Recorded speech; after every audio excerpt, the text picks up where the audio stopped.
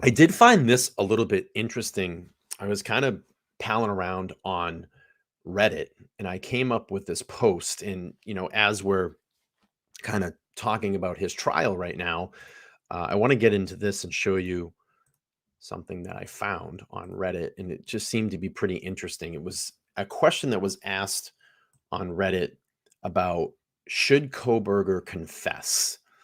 Or maybe looking at, if he confesses.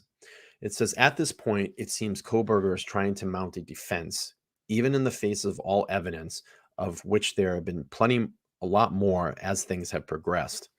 But here's my thoughts on this. This guy loves attention. We know that that serial killer types of a sort would want to be in the center of attention. But let's compare him to BTK. When BTK was arrested, he immediately confessed and seemed to enjoy revealing all the details of the murders.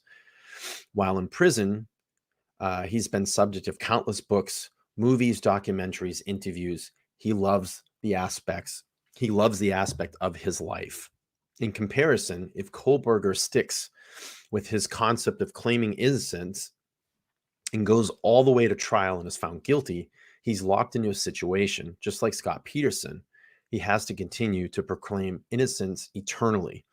True, if he could switch gears and say, oh, okay, I'm guilty, I did it. But these guys who start out to be on the innocent path, they tend to stick with it for whatever reason, hoping they will get it overturned on appeal, get out on a death penalty. And that's what I have to look at this too. Let's just say Kohberger is guilty and maybe he knows he's guilty, extending all of this, putting this through this long trial, it kind of builds this, and I hate to say this, kind of like celebrity, in a sick world, a sick, fantasy world, he becomes kind of this celebrity little while in his mind. I'm in the public, they're watching me, and it's just getting that same feeling of committing that crime over and over again. And just like this person was saying in this, it subjects him to books and documentaries and movies, and he's just kind of living this huge fantasy, going on. So, in their mind, if they're guilty, just continue to, just say, I'm innocent, I'm innocent. And then you're getting all this basically camera time, courtroom time, pictures of you taken everywhere. And then what happens is you ultimately start becoming, bigger than the case. And that's something that I want to make sure here that we never lose sight of.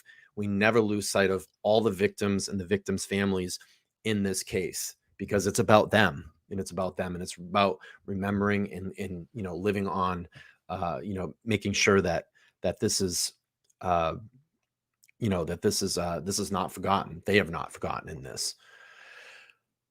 So it goes on to say,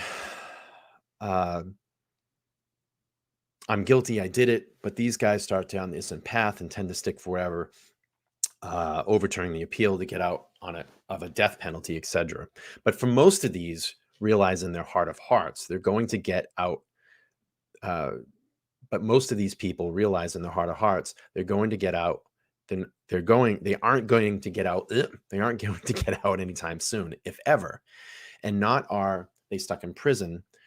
They get no weird glory for confessing their crimes where all the glory details can come out, like BTK, and they can't claim their true place among serial killer fan base.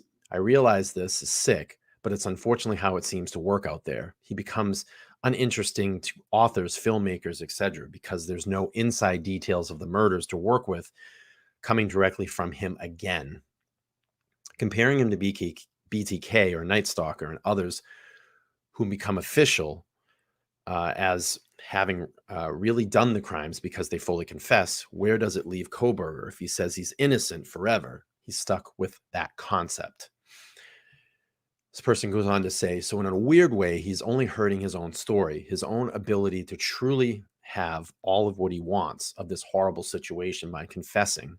It's a strange concept, but he wants attention, and he's not going to get it long-term in prison in the same way as a full detailed inside confession that a true crime author can utilize in a full-length, in-depth book about him. Yes, authors have written books about murderers who continue to proclaim their innocence, but it's not quite the same as those who have provided specific details as to what they did. The Manson family killers eventually confessed and talked about what they did inside Sharon Tate's home. Without those details, I doubt that much would have been written about them. So my advice for Kohberger would be to confess. Your life in prison will be much happier. And then they said, laugh out loud. So that's a very, it's a very in-depth thought.